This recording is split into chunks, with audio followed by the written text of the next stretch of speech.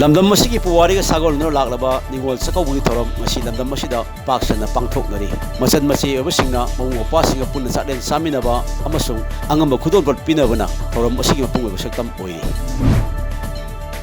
Relief Center for the Welfare of the Fairly Able Person Manipur amadi Manipur State Legal Services Authority na sinduna tayelak suba ningol sakawba amasung nupida sakti pibigi matana khanani mifam ama Standard College Imphal da pangthokre. Kokomi gilising makhada ngasi su mafam kaya da miyamna naga santi wari na lamdam asigi apunbagi saktam da kahan bayaroi haiba dabi tawduna wakat mifam sathaba leptri.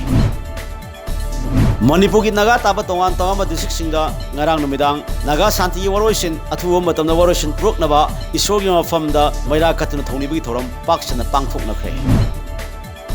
Ngasi ayuk nambol lai tonjam da mioi amagi asi baksang tadon leamle asi baksang adu isap sabang sak mingkhang mangamdri police na lokhatkre.